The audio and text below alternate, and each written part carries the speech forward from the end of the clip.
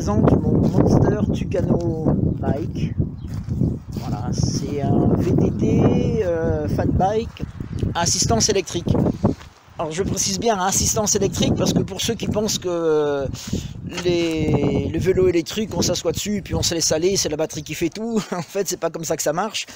Et avec une bestiole de 30 kg avec des pneus comme ça, d'autant plus que j'ai une hanche un petit peu en vrac, donc un peu beaucoup même, donc j'ai trouvé cette solution. Alors voilà.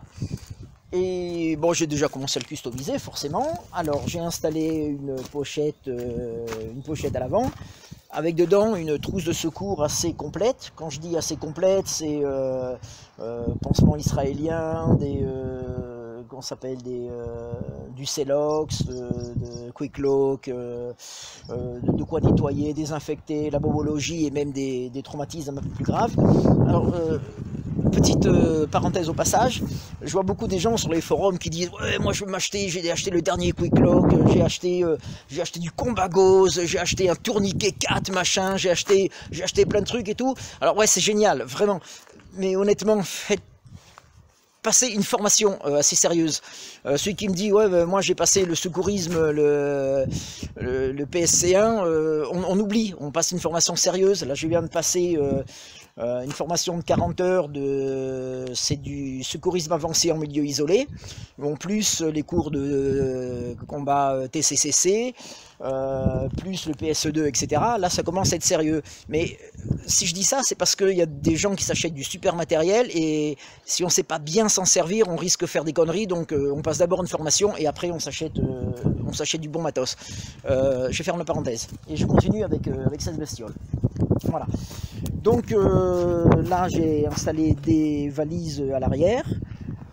J'ai déjà commencé à charger en permanence. Dedans j'ai une tenue de pluie, j'ai un liner de poncho et une couverture un poncho de survie.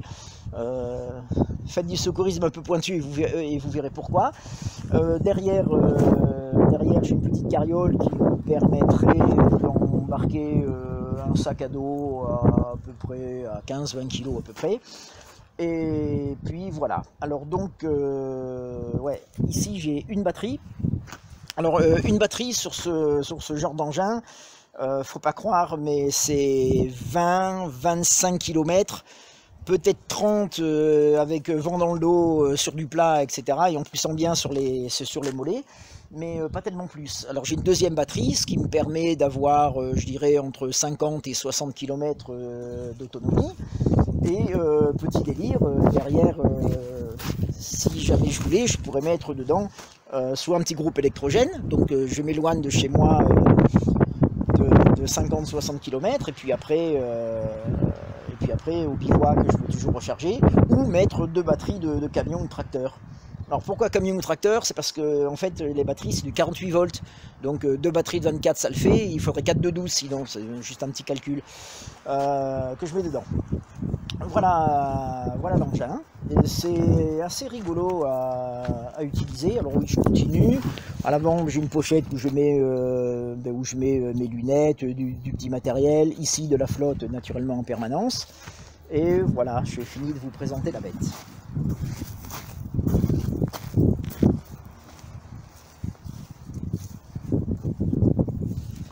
Voilà, j'irai même faire mes courses avec, je pense avoir un certain succès avec, dans une grande surface. Et ouais, petit truc, ici, là, c'est un petit panier que je mets à l'avant, à la place de cette pochette. Je mets ça, et puis ça me permet d'aller faire les courses.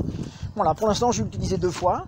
Et ouais, alors comme je disais, il faut quand même pader avec, c'est pas forcément un truc de grabataire. Voilà, bon ben je monte le film et puis je vous montre ça.